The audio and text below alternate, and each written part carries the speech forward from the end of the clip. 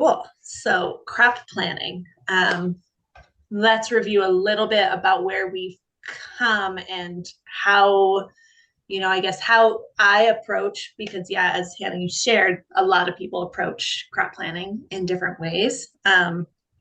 So, there's the lots of needs and things that go into and decisions that need to happen before we make the crop plan. And so that's why this course did start in getting to know your markets. And so wanting to understand who you're selling to first and how much you're selling. So that's where I will share my screen just to pop over here. Um, I have the flower harvest calendar here. So understanding when is it that I can be expecting to have my feverfew, and understanding also like how much feverfew I can sell at one time.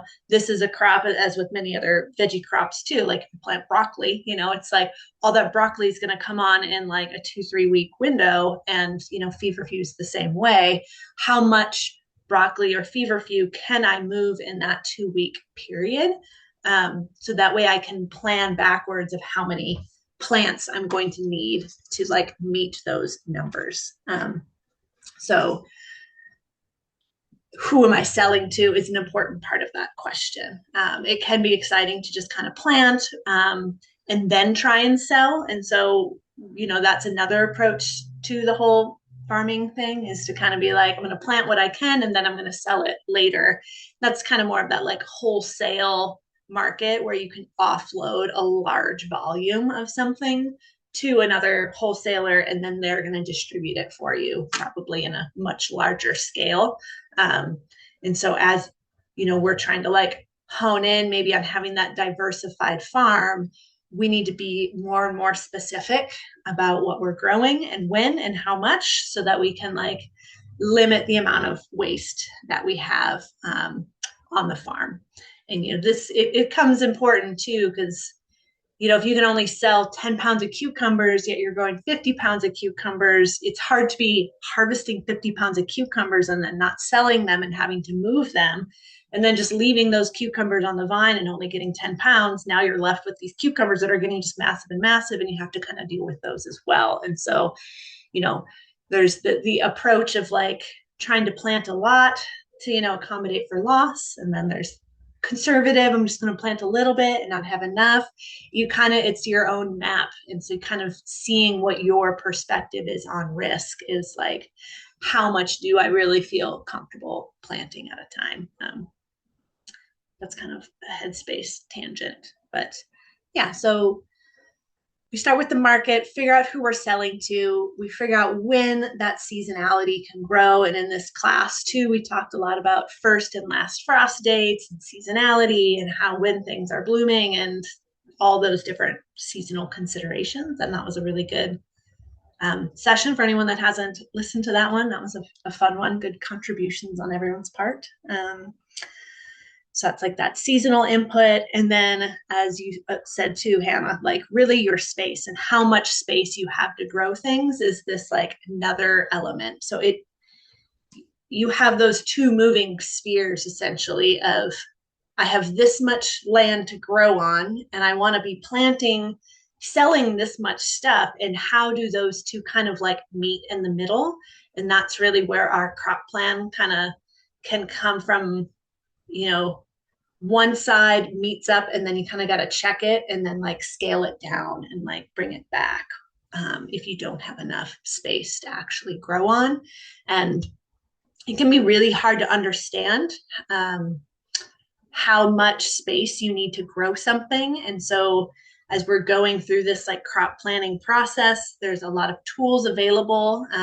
One of them to figure out seeds, how much like bed space and how much you can get out of a specific crop is Johnny's. When you're starting from scratch. One of my favorite ways is to just plant it, see how much I can grow, take really good notes, and then kind of learn it myself. But we're not all having that,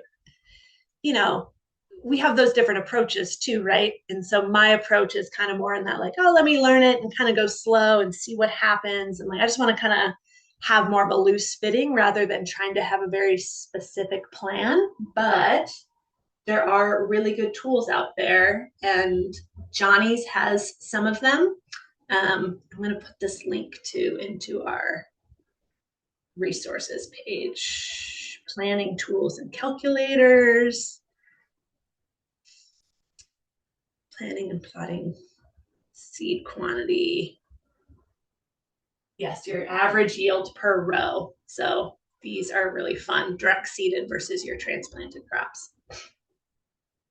And they got a whole list of like, and this is a great place to kind of start too, as you're really just thinking of quantities for all of your beds. You know, that's where if you're thinking of your different unit sizes that you have. So we're moving away from, okay, we understand our market needs and the seasonal needs, and now we're trying to understand the space needs that we have on our farm.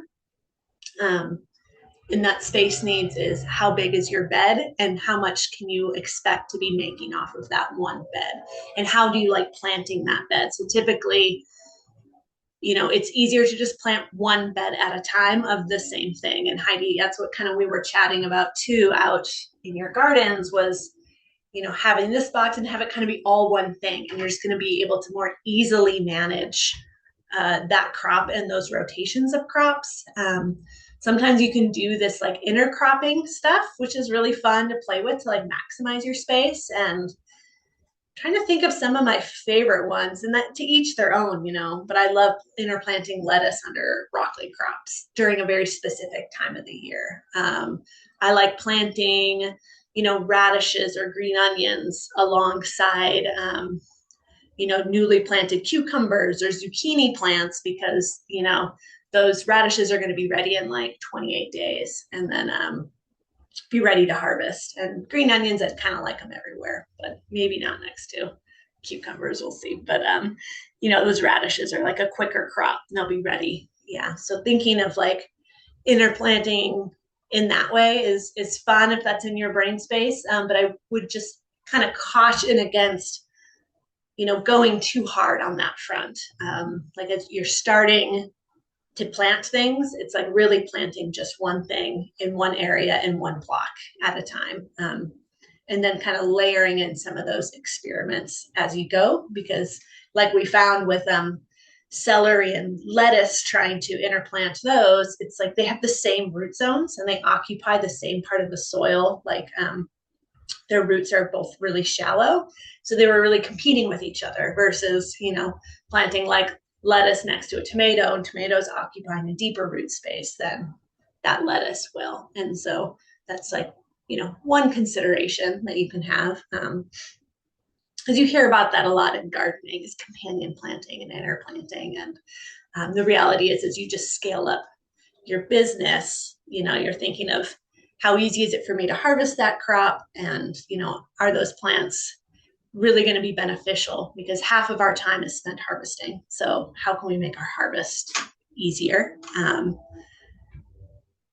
Easier for us. And I'm just thinking of you too, Heidi, like you pickers, you know, it's like, how do you make those crops easily accessible and harvestable for the people that are going to be coming to harvest those? And yeah, making sure you have the things you want everyone picking in the same spots rather than, you know, any valuable things intermixed and hidden with the other ones, potentially. So apologize in advance if I'm not as prepared as I should be for this class with a nice presentation and logical thinking, but hopefully I'm helping paint a context and a web here a little bit. Yeah. Ooh, $10 off, everybody.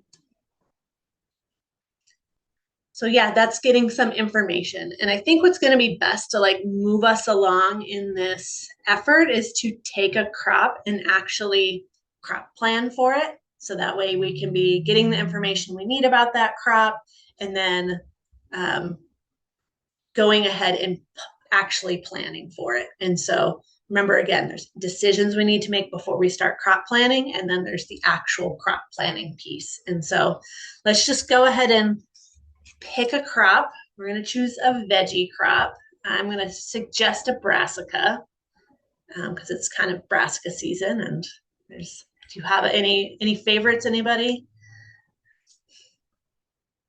No. Heidi? Could we do something like kale or something that like you are planning for in terms of like bunches as well? It's like your space, but you also just like kind of that detail of you're like, okay, I need to have this much, but I'm selling it in this type of quantity. And so I feel like there's kind of an added thing to that as well. Right. So instead of something that's like a single cut sunflower or a single head of broccoli, it would Yeah. be something that you're going to be like, yeah, harvesting multiple times from multiple plants, maybe to get Hmm. a unit that you're trying to sell. Yeah. Heidi, did you have any considerations too? We can do multiple crops too. No, Okay. Yeah. sorry. Kale's a good translator too for flowers as well, Okay. because it's very similar of like kind of you're cutting and coming again. Cut and come again is a phrase Okay. I hear a Okay. lot. So yeah. So let's take our kale. So we're hypothetically we're growing kale. We want to be growing kale for say, yeah, I'm going to use you, Hannah. You have your farm stand and your CSA. And so we're going to say you're starting out, you're going to have a 20 member CSA to get going. And so every week or every other week, you're going to be wanting kale in your box, probably. Maybe every other week. This is a fun way to play with things because, right, kale, if we think about it, you can choose to like kind of harvest it in one of two ways, right? You can harvest really hard once and then like not have a lot of leaves on it, and it's going to take 2 weeks for that plant to come back. Or you can be planting kale and then, kind of just lightly harvesting it every single week. Just to kind of upkeep on it. And so when you're thinking of a CSA specifically, though, that kale, you're like, my members, maybe they don't want kale every week. Or maybe you're like, I'm making a juicing CSA box. My customers want kale every single week. Or for me, please give me kale in my box every single week. I would love that. But most CSAs, you're not going to do that. So you're thinking of Most your, people are doing every other thing. yeah, every other week. Yeah, CSA every other week. However, you have your farm stand. And just from my personal experience working farmers markets, kale is a very low seller, chard even lower. So we would only bring no more than 10 bunches to market every week and usually bring a lot of those home. So, I'm just going to put, we want 10 bunches of kale.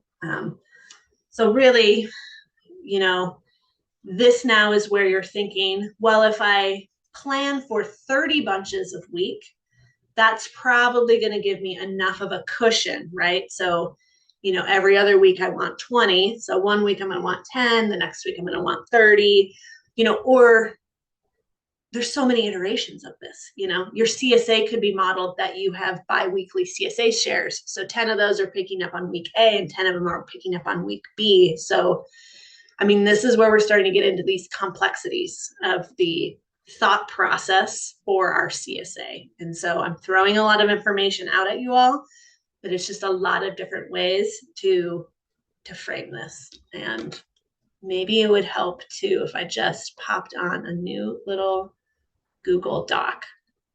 So that way everyone can see what I'm writing. So we have kale. We're planning for 20 bunches every other week to the CSA.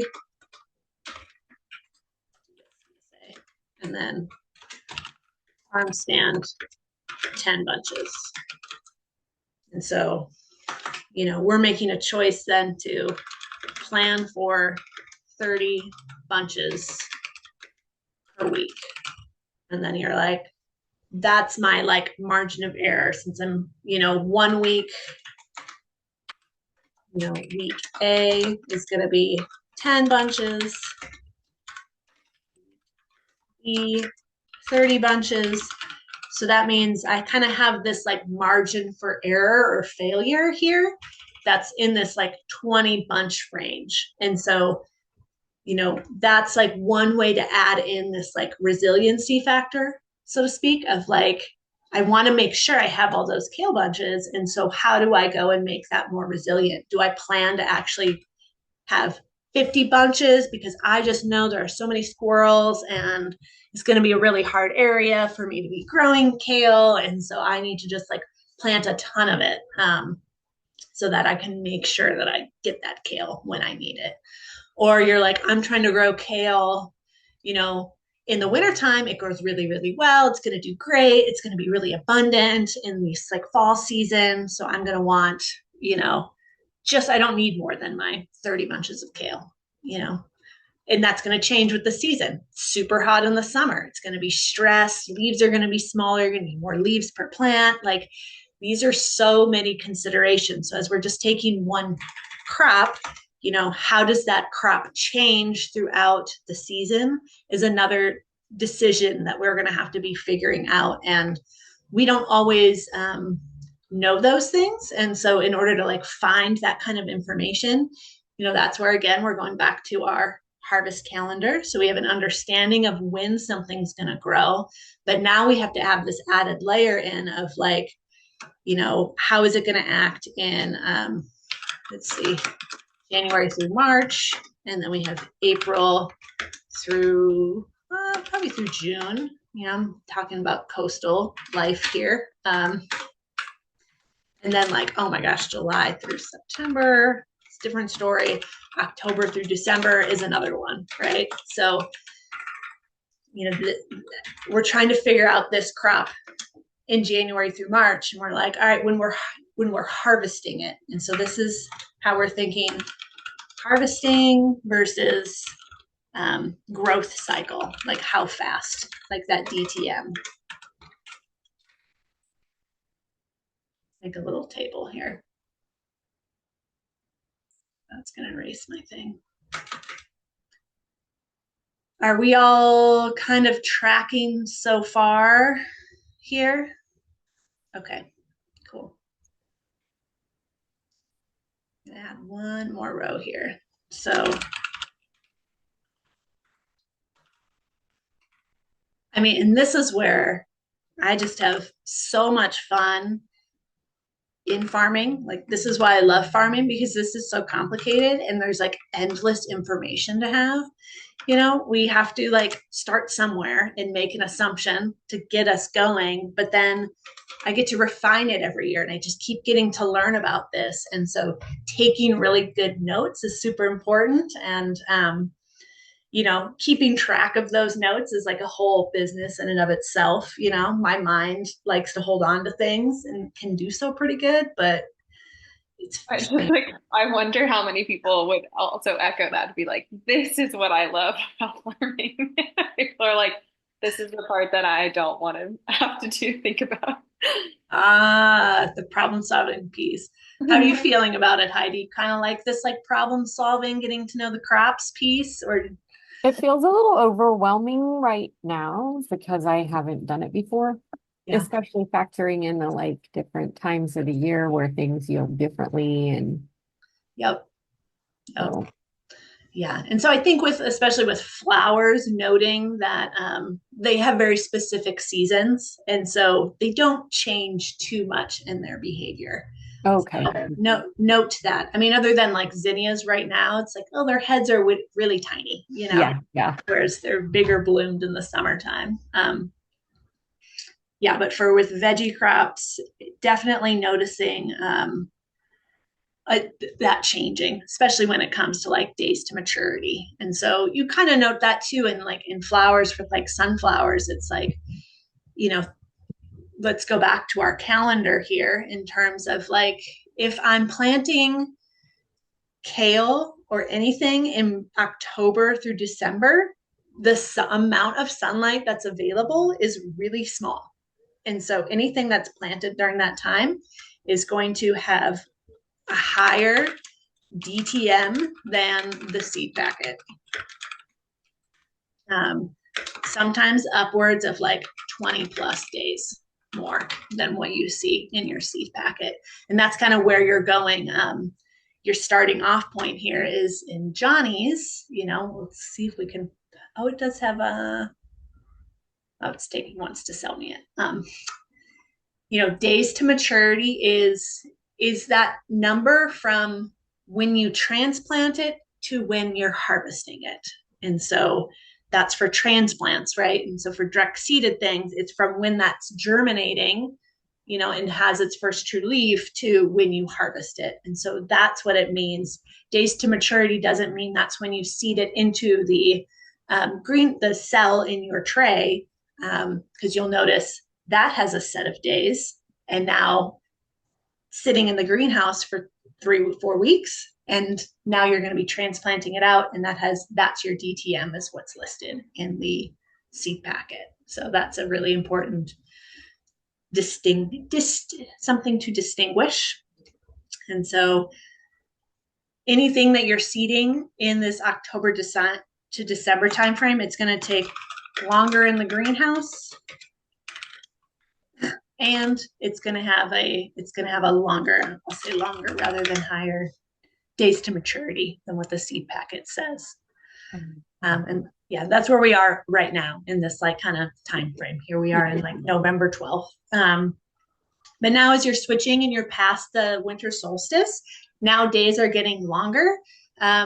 You're going to see that, you're still going to have this like longer in the greenhouse time. And we can go on forever about crop planning. And your days to maturity is probably also going to take longer, but it's going to be like getting quicker and quicker. So as you get towards March and the days are getting longer, you're going to start seeing things be like, okay, it's ready to, it's getting ready faster and faster. But I noticed still in San Diego, and that's why San Diego Seed Company is a really good resource too, actually, because they are for zones 9 and 10.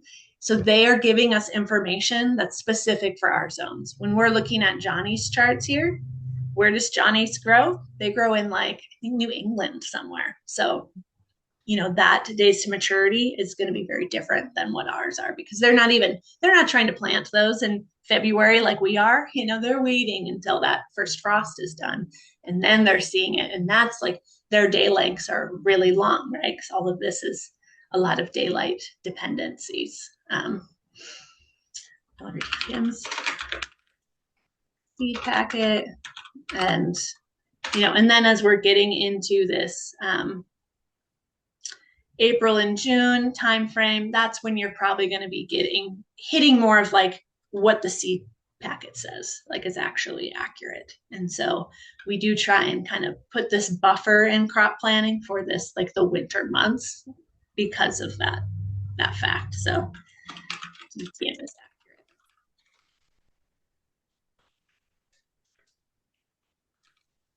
So that's like that, like the winter effect that we kind of put on. And I say like anything you plant the first week of December, and then you're trying to succession plant out your lettuce, and then 2 weeks later you're planting lettuce, and then it's like it doesn't matter in December. It's all just going to be ready at the same exact time. So trying to nail that down is really challenging, but it's fun at Farm Lab and working with you all, because they have such good data every year that I think you're going to nail it this year. I think it's going to be like really accurate, and I'm really excited to see those numbers because I want to share that data with other people. Just a felt sense right now. Okay, so we're talking, that was like how the plant is going to be growing, getting to mature at a level that it's ready to mature at. Days to maturity is an important number. How long it's in the greenhouse is important numbers. And then harvesting. So this is getting more into like succession planting and how much that we need to plant at a certain time. So this informs succession planting and how much to plant. So now we're thinking of like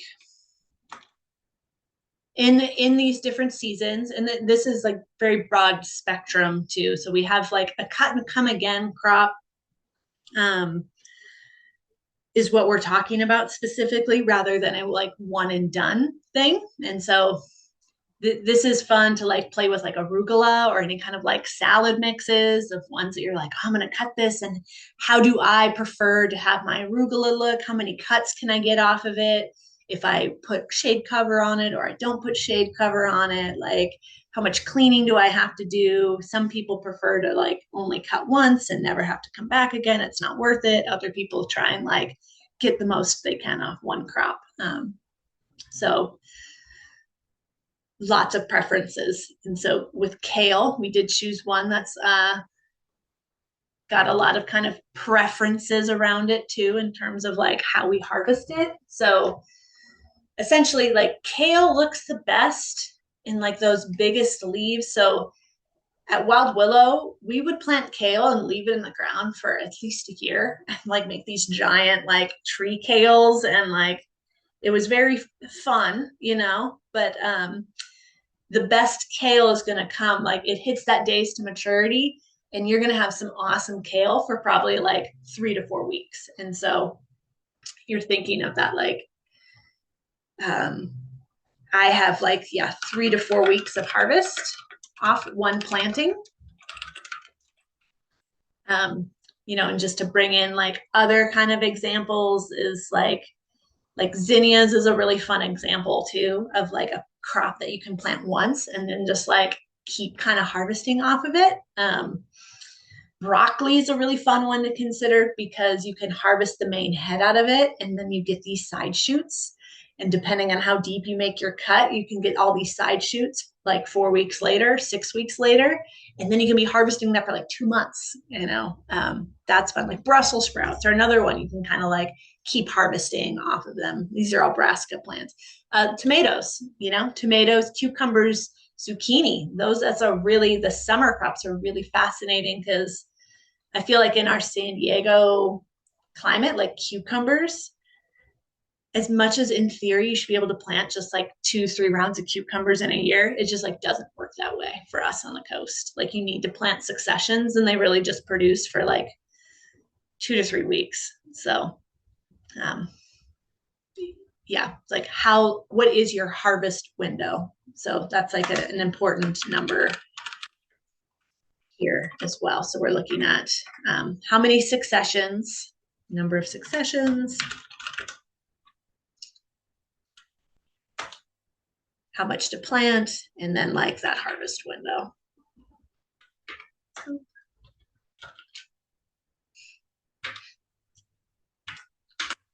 And so depending too, just as like I'm tracking this information here in like a spreadsheet. Oh my gosh, do I want to show you the extent that you can try and plan for this?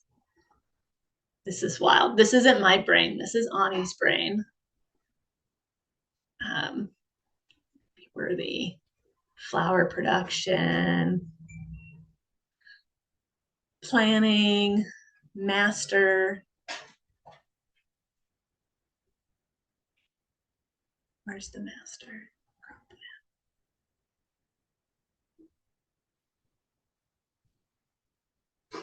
Oh, I don't know where this is. This was a tangent anyways, but hopefully it gives you a chance to,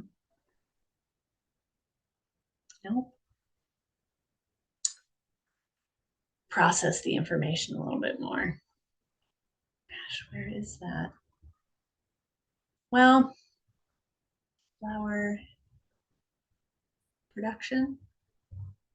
Oh yeah, master flower sheet. Here we go. This is like,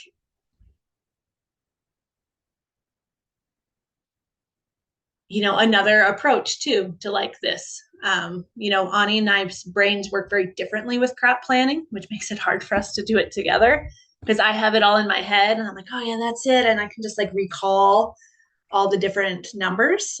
Whereas Ani likes to see it in like one space.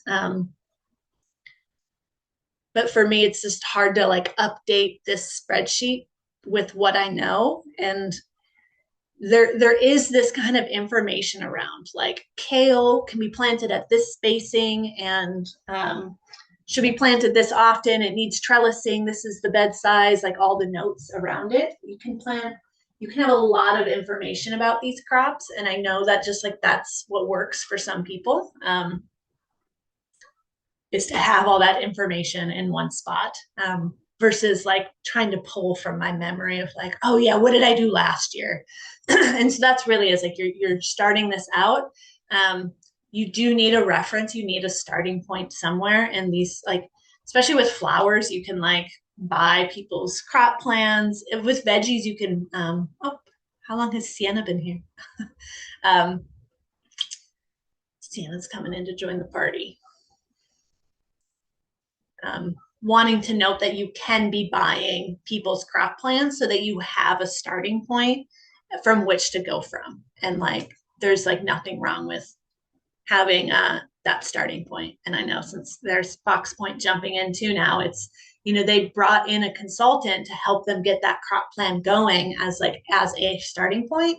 And now they can like refine that and be like, oh yeah, that bed spacing worked or it didn't work. We want to go bigger or smaller, you know, less plant density, more, you know, more plant density, depending on where your soil's at. So starting point for where your crops are at. And that's where you're jumping in, Sienna, too. We're talking about what kind of information we need in order to like really get jumping into the crop planning of like numbers and dates and making that happen. So we're gathering information, so to speak, and we're gathering information about kale right now. We've decided, we went back into our markets. We want 20 bunches for our CSA every other week and 10 bunches for our farm stand every week. But we're going to plan for 30 bunches a week, which is an overshooting, just to kind of have an extra margin of safety. And, you know, depending on how much margin of safety you want or planting overage, that's, you know, that can factor in. Maybe you just have a set, I just plant 10% extra of everything. And so now we're trying to kind of really understand the crop itself and how it behaves throughout the different seasons. And some of this comes from just like experience and you kind of get to know it. And other stuff comes from, you know, these other tried and true information. So, you know, here's kale says you can get 75 pounds for 100 row feet. I tend to find that these Johnny numbers are very ambitious. I wish I was as good as these farmers. So I like tend to be cautious using this number just because of that fact. That like, yeah, how productive am I really going to be around that? This is bringing us into that piece of this harvesting, like this numbers. We need to know numbers of successions to plant. We need to know how much to plant in that harvest window. And so this is that harvest window coming back into our spreadsheet.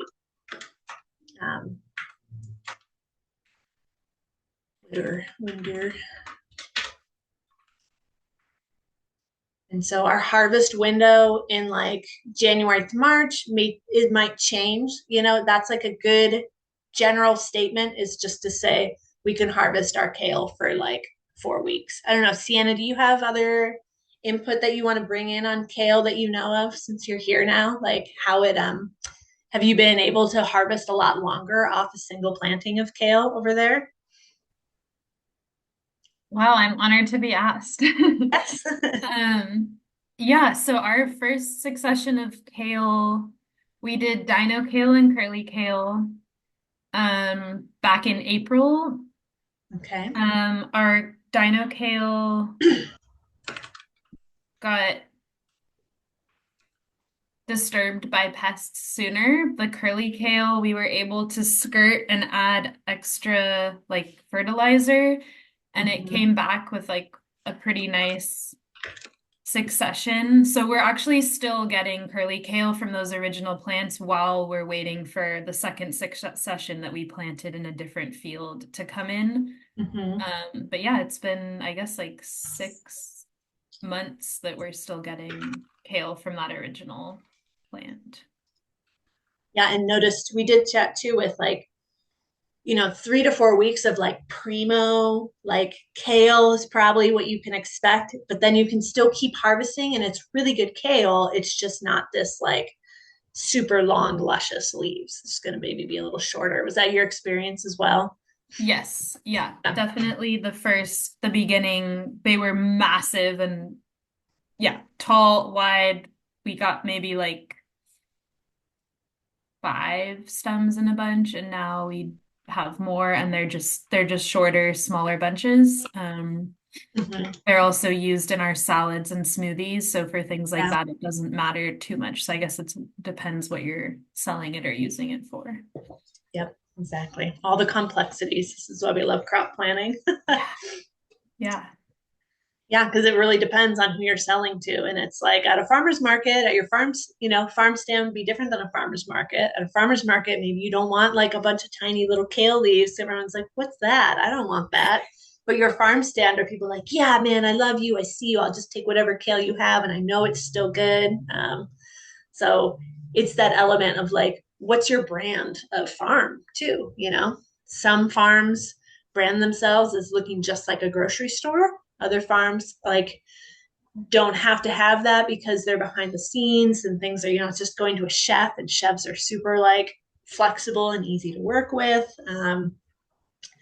In other farms, like there was one farm in Arcata that was just known to be the giant zucchini and cucumber place. And like you'd get your food for super, super cheap there. And that was just his brand. He just like would sell bulk, whatever imperfect produce and for cheap. And that he had his clientele there versus right next to him was like the immaculate, perfect produce, and a higher price point, and that had their clientele and market too. And so it's like, it's important to kind of be authentic with yourself, and then like the customers are kind of going to find you.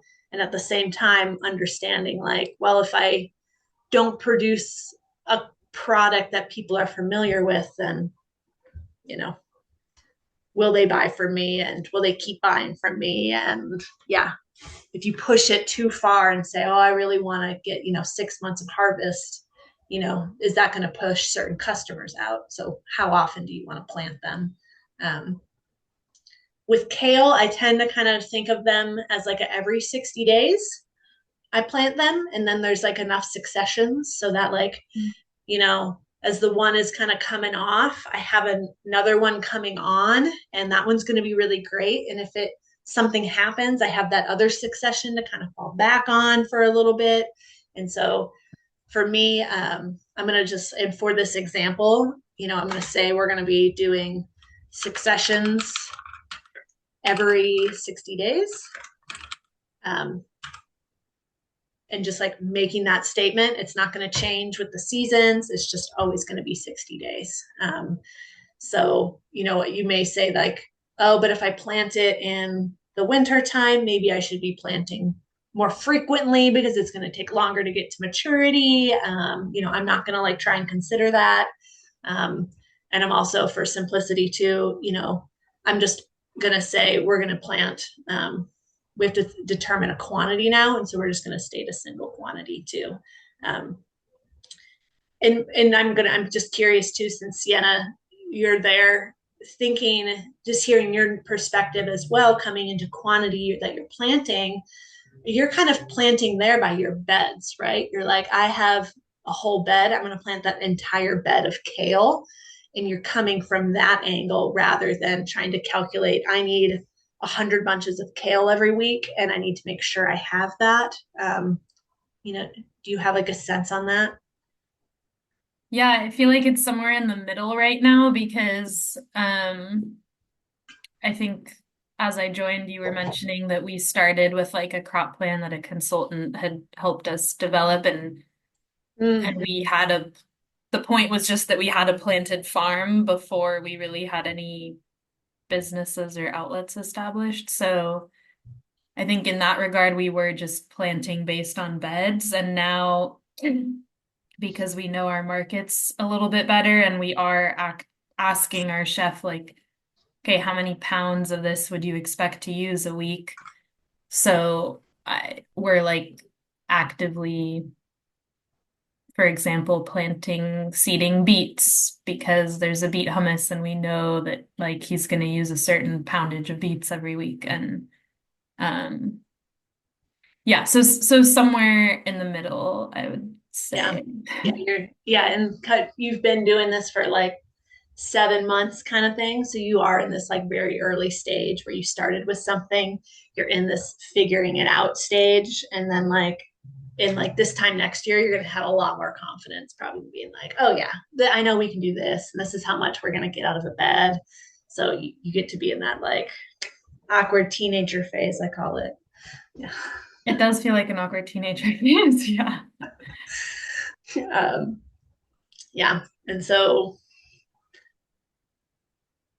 cool. So we're trying to get some more the information on kale. Just bring it back to our chart here. Every 60 days, how much are we going to be planting now? And so I tend to just like the way I like to be is like I just want to plant a full bed of something, or I never want to be planting just like 20 bed feet of kale and then the rest is going to be broccoli. And now, that bed's going to be ready at different times and offline at different times. At most, we'll do like 50 feet at a time. If you see our flower farm, we have 100-foot beds, and then we'll do 50 feet of one thing and 50 feet of another thing. And we're willing to kind of flip beds a half a bed at a time. But, really in our process, it's easiest to just flip one whole bed at a time. And so I want to plant one bed at a time. I want it to all come on around the same time, and I want it to clear it out all at the same time. And so I tend to try and plan and think about how much I'm going to plant per my bed. And that's important too, especially for you, Heidi, as you're like kind of and Hannah, you're planning your fields out now. Like you don't have your bed lengths determined.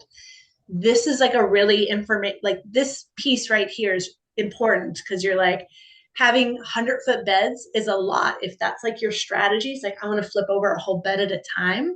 100 feet is a lot and you can produce a lot there. Let's go back to our chart. 100-foot row is going to give us 75 pounds of kale. You're like, that is like way more than I'd ever need. You kind of are thinking like 100 feet of any kind of one thing. That's like a lot of something. So maybe you want to have 25-foot beds, or maybe you want 50-foot beds. We have these delicious little 10 by 4 foot beds, which are so great for some things, but I'm like, those are just way too small.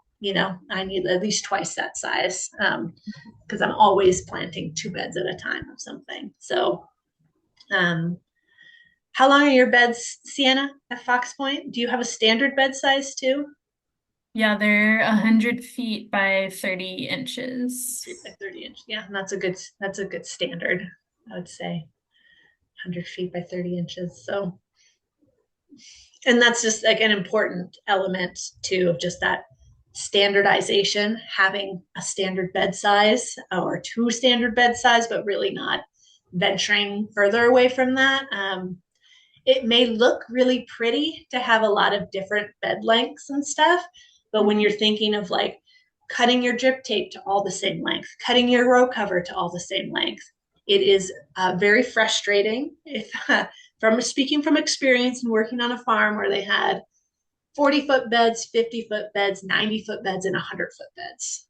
They had all of those. And like, go grab the row cover to cover this bed. And you grab a thing of row cover and you roll it out and it's 10 feet short. You're like, oh my gosh. And then you grab another one and you're trying to like piecemeal them. How do you take drudgery out of the farm? By making your beds all the same length everywhere. So it really does help, especially in this crop planning phase, because, Hannah, as you said, you can get to this level where you're being very precise about where you're going to put things. And so if you're trying to put, I know I need 100 bed feet of kale, and you're trying to split that amongst a 20-foot bed and a 40-foot bed, and now it's getting even more complicated. And so, yeah. So we're trying to think of how much kale we need to be planting to make 30 bunches. Here's another beautiful thing of this, 75 pounds for 100 row feet. You're like, okay, I think in bunches. what are these standards? Learning these standards, I would say,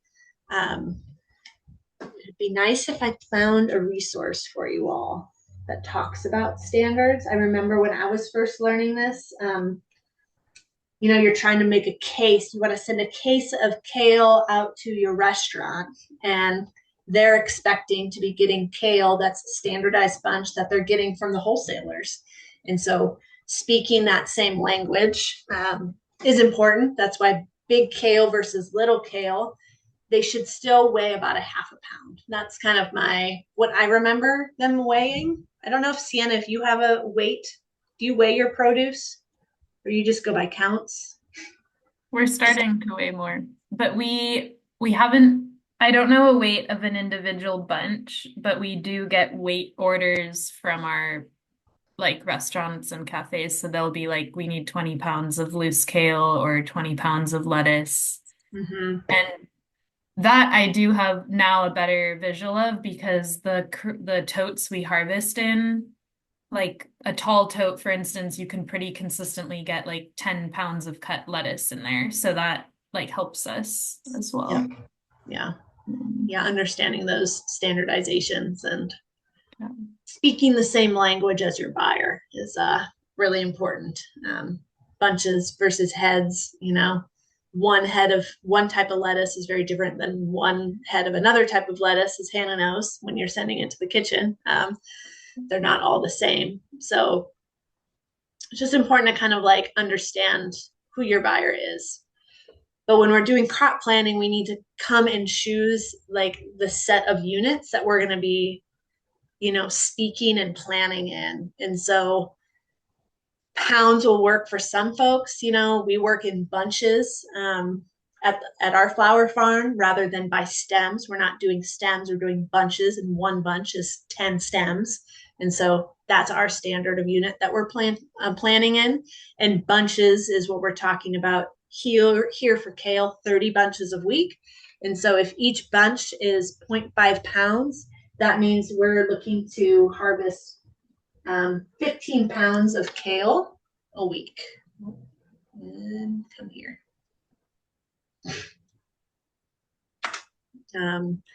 So 15 pounds per week or 30 bunches. Then are we saying we're as good as Johnny's and we're going to get 75 pounds per 100 row feet? Maybe we got down by like at least 10%. Like I've looked at their like numbers on carrots and stuff too, based on what we get, and it's crazy. Their numbers are really high. Yeah, really high. Yeah, so when I'm thinking of kale specifically, you can orient towards Johnny's and go by a percentage, or when I'm thinking of my kale that I'm successioning every 60 days and I'm trying to go off my experience, I'm like, oh, okay, when I'm harvesting, I'm going 1, 2, 3, 4, 5, 6, 7. Oh, I can get one bunch for 2 plants. Like that's how I'm doing my math in my head, is like, how many plants does it take to get the quantity that I need for that crop?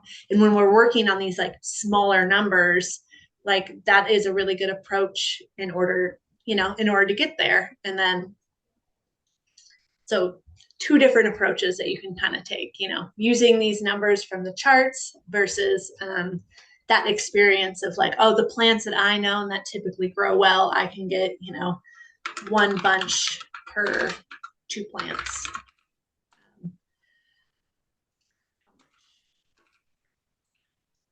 Pat, when you have a moment, would you mind sending the Johnny's link? Oh, yeah. Let's go back one.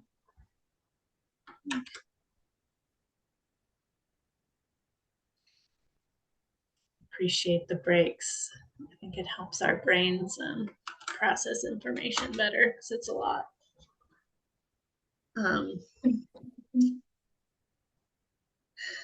So yeah, we can get 1 bunch for 2 plants. And then we're just going to put Johnny's numbers on here though too. So that was 75 pounds for 100-foot row. this is bringing in a terminology issue. Pounds for 100-foot row. So just noting that there's a difference between rows and beds. So when we're getting into this world, a bed is 100 feet by 30 inches, and there may be 4 rows of plants in that one bed. So when Johnny's is talking about getting 75 pounds for a 100-foot row, we don't really know what their standard is of how many rows per bed. Maybe they have it in here. But I would say just a standard, knowing commercial scale planting, they're probably doing 3 or 4 rows of kale per bed. But you know, that's like another piece. So you have your 75 pounds for one row, and now you have to think of like, what's your in row spacing of those plants? And let's go back and we'll go into one of our specifics. We find what that in row plant spacing is online. Here we go, direct seeding for bunching in rows 18 to 36 inches apart. So in that one row, the plants are going to be spaced.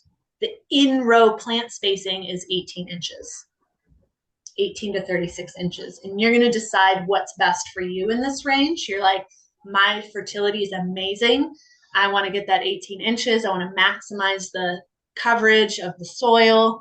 And maybe other people are like, no, I really want to get these plants like,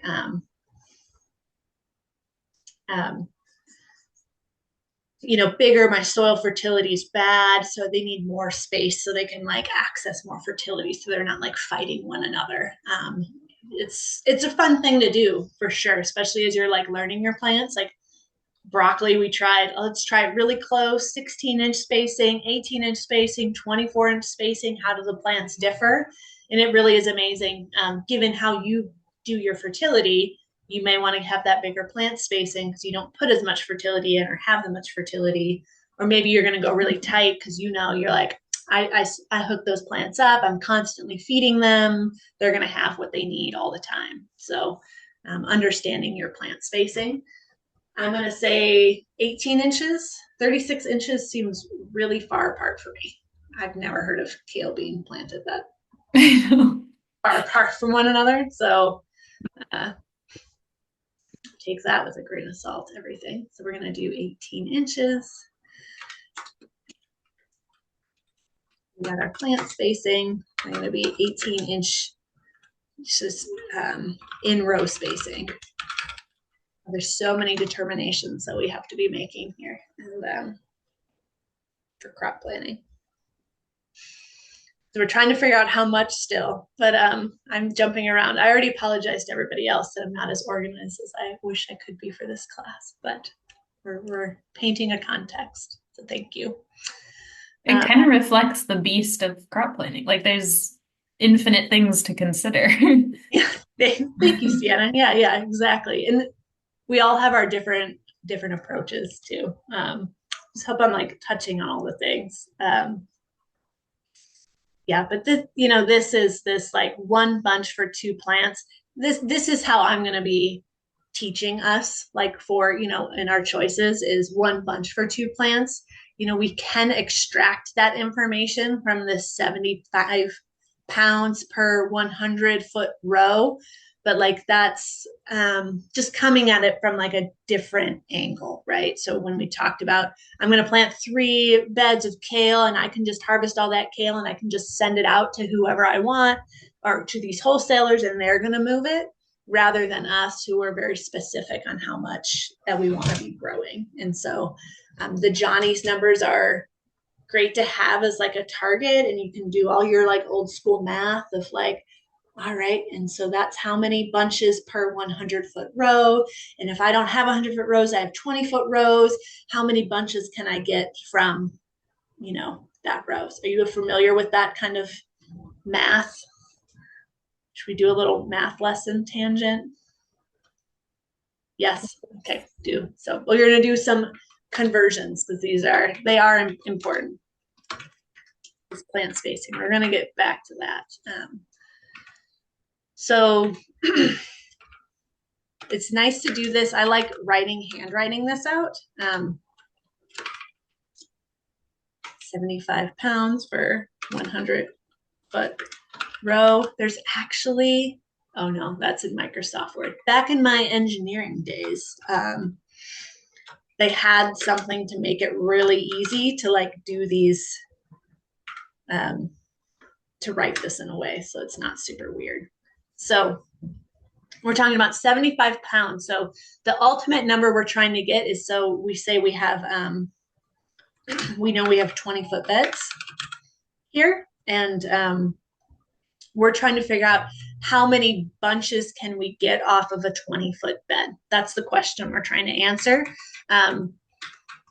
based on this information. And so we have pounds, and we know that 1 bunch per plant, oh, we already said it too, there's 0.5 pounds per bunch.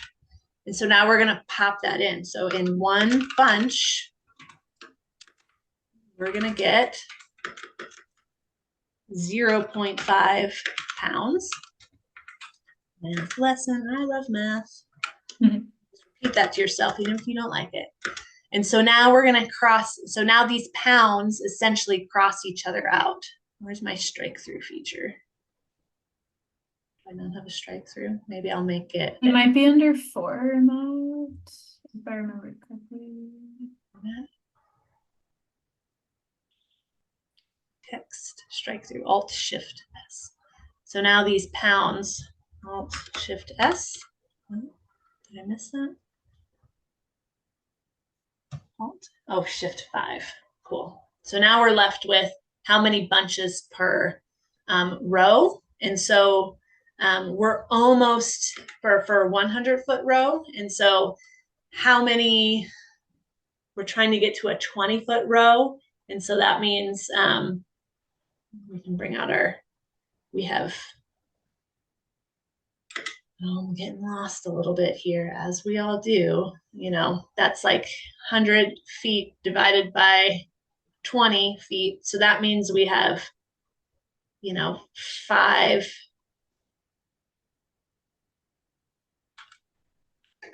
Oh gosh. 100-foot row has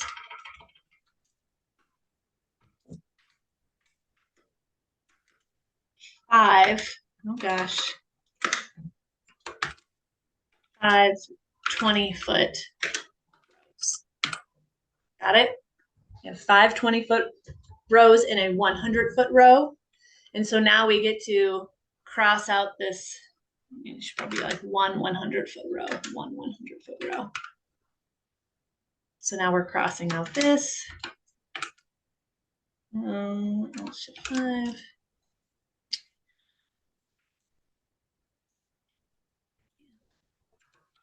Shift 5, and now we get to do our final math, which is 75 divided by 0.5 divided by 5. So there we go. We can get 30 bunches. Oh my gosh, and it worked out perfect. Shut the front door for a 20-foot row. We need 30 bunches, so we like got that number. It's kind of like nice and magical. We don't need to do more. Like we know we need 30 bunches for that 20-foot row, but it's like, that's like a, you know, how many rows per bed? That's like another choice that we have to be making. We know our bed standardizations. And so for kale, you know, now we're getting into our plant spacing things here. Wait, we're gonna add, yeah. Are we, so is that 30 bunches in a, oh, that's 1 row of a bed. Okay, so if you planted like 2 of those rows, you'd have 60 bunches per that bed. Yeah, because now we have to decide too. It's like And say you want two rows per bed, you know. It's like, is that what your planting spacing is? That's the decision, you know. I'm going to say we're going to do, 2 rows per bed. But we need 20 row feet. That's like the terminology. So it's like 20-foot row. You can also say that by like 20 row feet. That's kind of the nomenclature that's used a lot, and that we're going to see in like 10. Is that 20 row feet? Don't worry, we're going to have lots of office hours available. Can 20 row feet, does row feet always need to be 1 row, or could 20 row feet be 2 10-foot rows in a 10-foot bed? If that makes Right. sense. Yeah. It So could be both. that's like, it's bed feet versus row feet. So so we, in order to get 30 bunches, we can either do that by planting 1 row in a 20-foot bed, or we can do that by planting 2 rows in a 10-foot bed. Row feet versus bed feet. Like your tomatoes, you're only ever going to plant 1 row in a bed because they need more space. Same with like pumpkins too, you know, only 1 row. But then how many? So row feet will equal bed feet. But then as you're starting to do more of these numbers, that row feet, and that's why Johnny's is talking about this in how much you can get per row, because it's different. Everyone's different in terms of how wide their beds are. Some people will have 6 rows of kale because they got big tractor beds. Some people have tiny little garden beds. They only want 2 rows per bed. And so, you know, they try and take this into account in terms of like, what's your plant spacing? Like, how far away should your plants be from one another? You know, that's like this numbering thing that you have to figure out. You have to start somewhere, and then either go more plant spacing or less plant spacing. Thanks for answering. Does that help your question? Yes. Okay, cool. So we have our 30 bunches, which is really great for this many rows. And let's go ahead and how many like kind of plants, maybe in another way, you know, the other way to go about this is to go by plants. And so if I need, this is our Johnny's example, but if I'm going by that 1 bunch per 2 plants, and now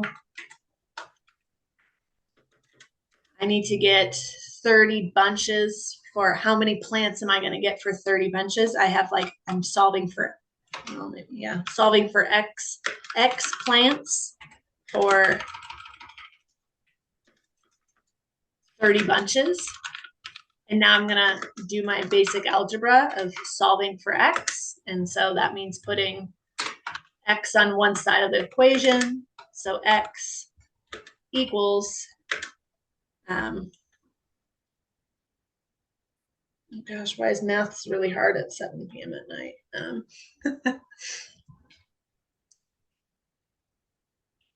don't know, it's like 30 divided by 2, right? 15 plants? 60 plants? Oh my gosh, why is this so hard right now? Sorry, friends. Yeah, it's 15, right? I have to like handwrite it. It's so hard for me to see. You would get like 2x equals. Oh, no. This is what I'm doing. It's a ratio like this. Oh. Yeah. Sorry.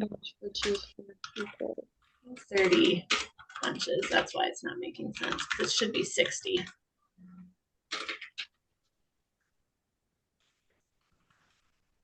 Yeah. Okay. Now that makes more sense, right? Yeah, a Yeah. 1-to-2 ratio. Yes. Yeah. Okay. Yeah. So 1-to-2 is in 3 to how many, and now we solve for X, and it's 60 plants. You know. Mhm. So it's again, it's not checking. So 60 plants, and so we're talking about two different approaches now into our like crop planning structure. Um, which is really nice. We have a lot of information here. And so now we're going to go into a crop planning scenario. And I'm going to be using Tend, which is a tool to help you crop plan. And then there's plenty of spreadsheets out there, but I want to use Tend just because it's really clean. And as you're learning, all this information is really wordy over here, and Tend's going to clean it up a bunch so that it's easier to see. Thank you.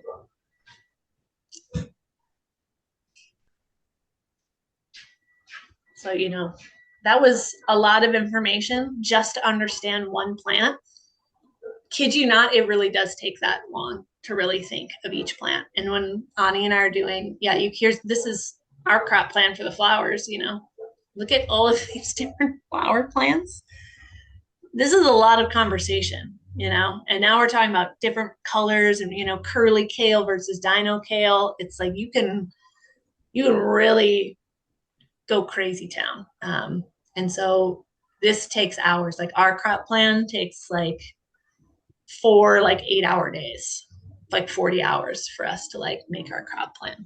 And so just recognizing that it's a lot of work, a lot of considerations, a lot of little decisions to make, and like getting decision fatigue, and trying to build confidence and understanding where to come from is just so important in this. It's just like start small, start simple. That's why you start with less crops to start with to make it easier. But you have to start somewhere. Do you do that annually, Kat? Yeah. At what time of year usually? Right now. Yeah. Winter? Yeah, right now. I definitely do most of the crop planning right now. And then I do another round of crop planning though in like July, August, because I kind of have my 2 seasons that I'm planning for in my head. I want to be seeding by like August to make sure I have all my like winter and spring crops planted in the ground. And then I need to be also making sure I have a crop plan right now for anything I'm going to be seeding. All of my like late spring and summer and fall crops need to be planned now. And so I try and do the full year right now, but like I have to check in that mid season because there's so much more information that I need to learn between now and June that informs my crop plan for the next year. And so I'm trying to make my best guess right now of what I need to do, but I got to check in and just be like, is that right? No, I need a little bit less. Or, oh, let me just move that planting 1 week later kind of thing. So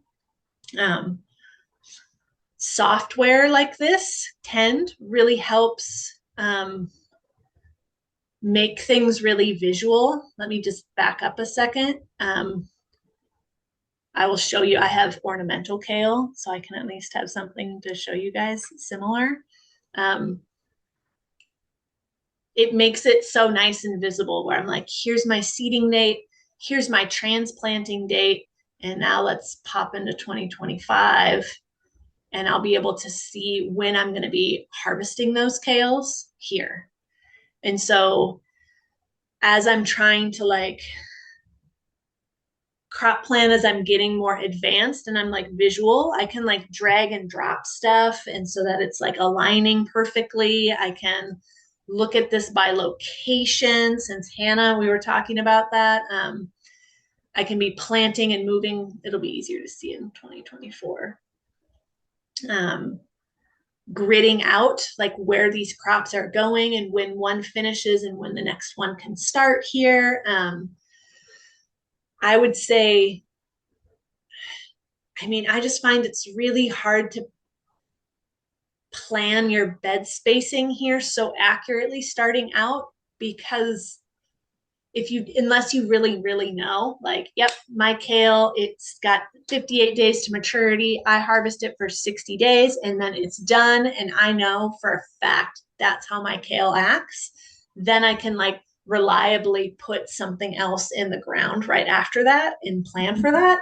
That's really easy. But since I'm more of the like, go with the flow and let me see what happens, I have the Emily approach, too, of being like, I have some luxury of bed space too. So I have some wiggle room in order to like be like, well, I'll just put it somewhere that's available. Next year, that's not the case. So I'm going to be really diligent on planning out my bed crop space, because I'm taking a quarter acre of our farm offline because it's just inundated with crabgrass and bindweed, and it's like non-functional. So now I have space needs that are going to really pressure me. But I've been doing this 3 years, so I have the data, I have the information to be able to bring this level of precision in. But this is a level of precision that I feel like comes with time more so. And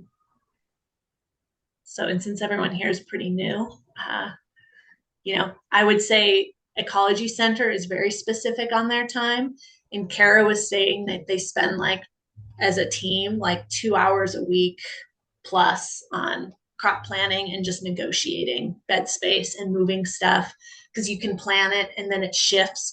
And now you got to be moving all the things around. And so they have a 24 acres in under production or something up there. Very, very complicated. Yeah. And they're doing lots of diversity. So it gets to be a lot.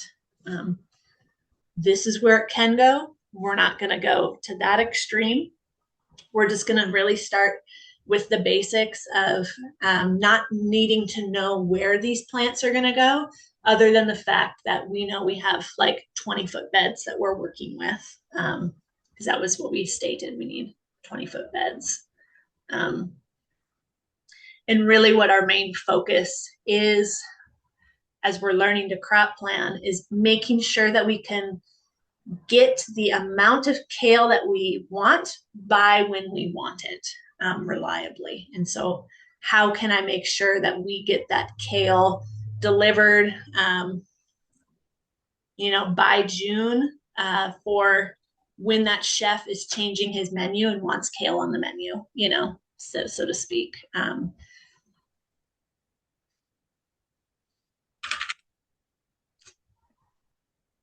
Kale's a unique one, I will say. Like, it is a year-round crop in San Diego, and so something like tomatoes, things that are sensitive to frost dates, like that's when we're going to go in, and be really conscious of when we're starting and stopping those. Something like cucumbers, or I'll say I like cucumbers as an example. In my head, I'm like, when's the earliest I can get cucumbers? And I'm going to plan from that date forward. And so there's these different planting dates that we can like orient ourselves to. So we're moving into like, when are we going to be planting these things? Kale is probably the easiest example, because we have, starting over, the greenhouse seeding date, a field planting date, and a harvest date, and that harvest window that we talked about. Here's our days to maturity of how quickly it's going to go from the being planted into the field to harvest. And we have this number here of how many days it's going to be in the greenhouse. So these are numbers that we kind of already looked at. We're like, okay, depending on the time of year, we're just kind of stating 58 days. And notice Tend automatically pulls this information from like Johnny's. So you have like a starting point. That's why I like software like Tend. There's also one called Seed Harvest that I put in the resources, that's free, that also pulls this information. So you have this like starting point. when I'm doing a lot of other crops other than kale, which is a year-round crop, I'm really specific on like when am I harvesting that and when can I plant that? Like, these are my driving dates. So if I'm like, I know my last frost happens in mid of March, I want to be getting my cucumbers in the ground that midweek of March. I want to push my cucumbers in. I don't know if I said cucumbers. Wanting to try and get my summer crops in right after that last frost. And like same with this, you can kind of, the harvest date, you can kind of be like, well, I'm not so concerned about my first frost date. I really just need tomatoes for my big tomato festival in September. How can I be sure that I'm going to have these tomatoes by then? Or how am I going to be sure that I'm going to have my zinnia patch pumping when my youth pick season's happening in October? I need to make sure. That's when I'm using this like harvest date to kind of work my way backwards, because this is all a math equation. It's really easy to put into Excel, and there's lots of templates that I put into our resources folder that you can use.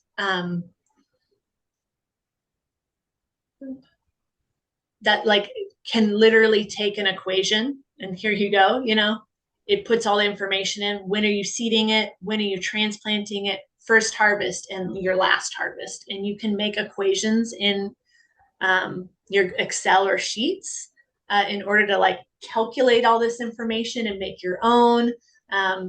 There's another one in here called the cats. I like it. It's not me. It's a different cat, but I like it because it's also Cat. Cat the farmer, she offers this free crop plan, and it can walk you through. You put, here's your pounds versus bunches kind of thing. You write your list of your crops, and then you kind of start making your crop plan from here. So this is like a tool that another farmer has provided. And so definitely going to be using office hours to like dive into this more if you need it.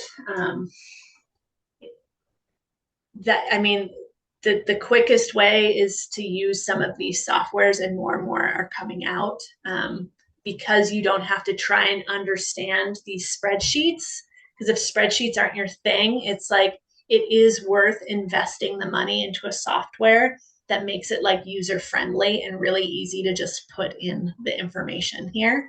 So it kind of spits it out for you. And it's a common language if you're working on a team to be able to using this common language, because crop plans are so in your head. This is my original one. Where'd you go? Here, that I did for Farm Lab. And I'm like, yeah, this works great for me. And somebody else is going to me and like, what are all these numbers? Wait, how does this work? And I'm like, oh yeah, don't change that number because it's connected with this other number. This is like my internal map. And so this can work really well if it's just you working on the crop plan. But yeah, again, for me, with how complex the crop plan is, this software helps. Simple stuff, I think the Excel spreadsheet would work. But we're going to go in and try and figure out how we can get 30 bunches of kale. There's a lot of information that we get to put in here. This is one of those bunches per, how many bunches can we get per plant? We can get 0.5 bunches. You can even put how much money you get per bunch, and then it's going to start to like show us some numbers. This software also is going to give you how much seed you need in order to do your seed purchases, which is also why I do my crop planning now. And then I get this whole seed list out of Tend, and then I just make my seed order based on the list. And it's one whole another level of like figuring math out away from me. In that, in this detail too, we get to this is helping us make different decisions. Like we use 162 cell flats. Maybe you have different sized ones. We tend to put in 2 seeds per cell, because we're trying to make sure that we get the numbers we have. If it's really expensive hybrid seed, maybe I just put 1 seed per cell. And then estimated loss, 20% is way too much. 5% is better. But say you're working with, I don't know, just a certain seed that just doesn't germinate well, you would probably want to plan to overseed it.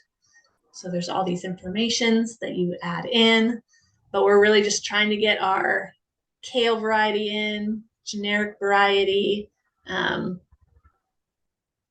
I like this for its different successions. So, we want to have a whole year of kale plantings done. That means they're every other month. That means we need 6 plantings that are 8 weeks apart, right?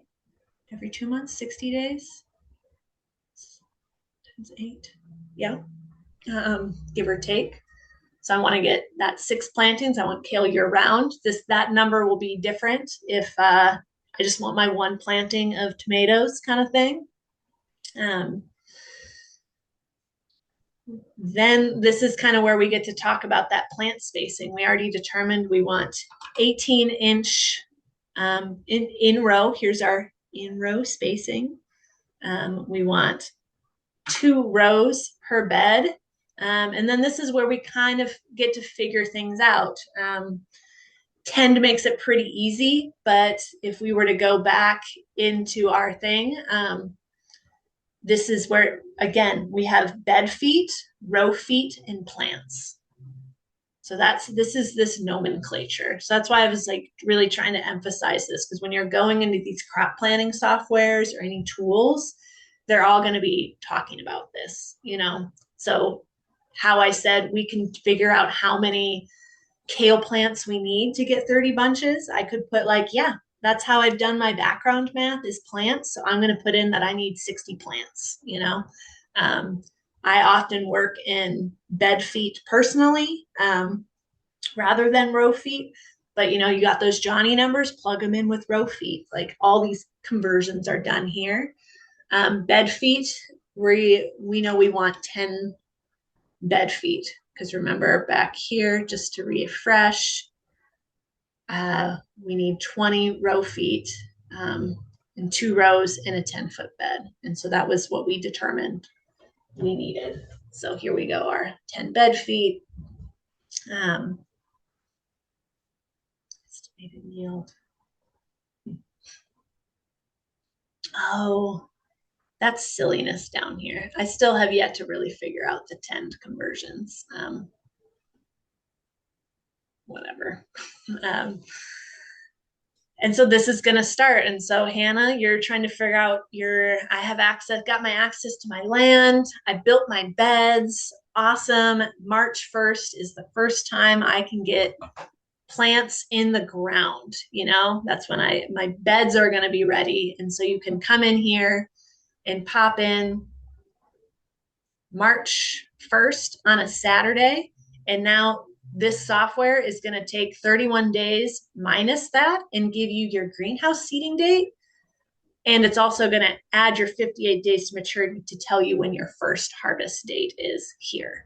And so when you are thinking of your crop plan, you can be utilizing anything, that you want. Maybe your bed space is ready. You're going to do by greenhouse, by field harvest again, thinking of what those major dates are. And so it's going to pop that out. Here's my first harvest. And then I can just go ahead and create this planting. And now here's all these kales.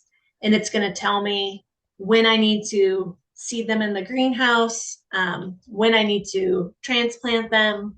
And I can play with this harvest, these harvest windows as well. And so, maybe we should be saying our harvest window actually was 60 days, because usually your 60 days are the same as your successions.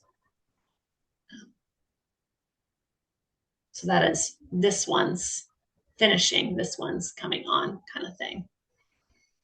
And in Tend, you can even bulk edit. Be like, oh man, I put that in too early. Days to maturity. I need to update that to 60 days.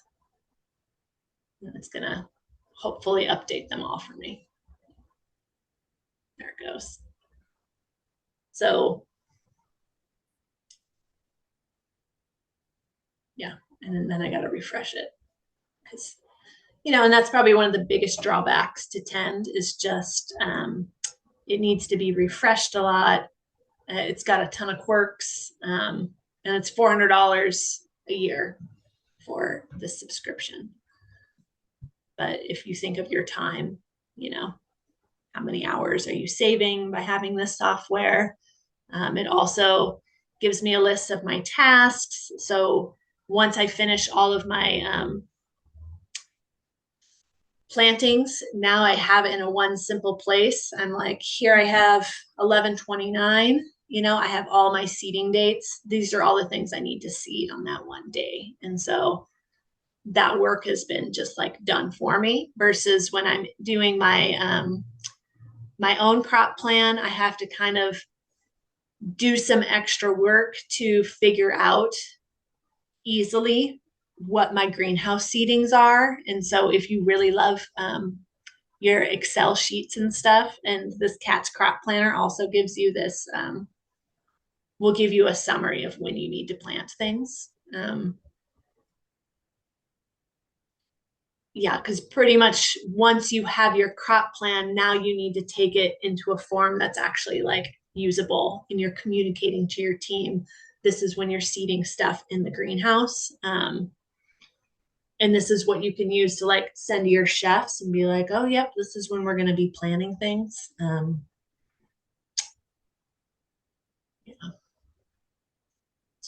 You're at time, and I only barely got to go into these numbers of the dates and stuff. And so I just kind of want to check in with folks too to see where you all are at. And if you want to be seeing, I can hang out for another little bit if we want to see me doing some numbers in a Google Sheet, or if this feels good because we're already at bandwidth and we can check in later. Yeah. So where are you all at right now? I do need to drop off. Sorry, Yep. Yeah. but I've appreciated this immensely. It's very eye-opening Yeah. for the complexities of all of it. Yep. Thank you. Yep. I also need to hop off, and I think listening to this when it will be better for my learning when I'm more awake next time. Yeah. Yeah. But yeah, I have, as you know, Kat, a lot of questions and excitement around this. So yeah. I mean, it's one thing to kind of hear it, and it's the other thing to actually like sit down and really take a crop and think about it. And that's like your homework. Take one crop, think about all the different things. What's the plant spacing? When do I want to plant it? And then really just do that simple numbers to figure out when does it need to be sown in a greenhouse? When is it transplanted? When is it harvested? Hannah, where are you at? I feel pretty good, but that's because I've been like doing this personally for the last like 6 months, and I've been like, okay, at Farm Lab, if we have, this many carrots and we harvest them in bulk, but if I want to sell them in bunches, like how do I translate that? Like I've been like doing this in my mind for a while. So this is like still immensely supportive, and I just feel like the more that you can be in it, the more helpful it is, especially with the equations and stuff. Like it takes time. There's definitely like there's little tiny details I feel like that I don't know, there's like little things that can get missed, and I think I always just have to like triple check my math, which is where it's really helpful to have something I feel like Tend that can support that, because I'm not like doing those types of equations is that's just not my skill. Yeah. So, but I like walking away from this right now, like I feel really good. I feel like this was really helpful. Yeah. Okay. Cool. Yeah. And thanks for saying so too, because, people that are really new to it, it is overwhelming. It's a lot of information, but once you really get into it and you start seeing it, it does become easier. And then your mind starts thinking in that way. So it's kind of just runs in that background so that when you do sit down and really do it, it's really straight, becomes straightforward. Yeah. Yeah, and I think the like picking one crop is a really good suggestion because that's something that's really helped me is just to like focus on one thing at a time and be like, okay, I'm just going to practice this process. So like I've been doing it with just what we have. Like I've been doing it with cucumbers, I've been doing it with carrots, and also like trying to convert that. That's why I wanted to try to do this with kale of like cucumbers. I don't know, just taking this because we don't actually sell them in the same way that I would be hoping to sell something, but trying to still utilize that information to like my benefit and understand it in that way. But I definitely think it helps to just focus on one thing at a time. Yeah. And just two for you, Heidi, since I know your situation and you got to pop off real quick, is like, instead of maybe trying to plan next year to have you pick for like 6 months of the year where you're having to have a lot of successions, it's like maybe plan to like, oh, well, I'm going to have my you pick when the lavender is going off and then also during the pumpkin patch. And I'm going to just like focus on these two areas. And that would be like a good planning purposes to like think of those two seasons or singular harvests. And then if you want to add more harvest and succession plans, you can kind of backfill in there. But that would be my recommendation for you is to start from those harvest windows and work your way backwards. Thank you. That is very helpful to focus it down like that. Thank you. Yeah, good. Cool. And yeah, I have plenty more Tuesday office hours. And so hit me up. We'll be here same times in the evenings. Cool. Thank you. All right. Well, Nice good to see meeting all your everybody. faces. Happy logisticking. Thanks. Thanks, Kat. Thanks, Bye. everyone. All right. Bye. Bye. Bye.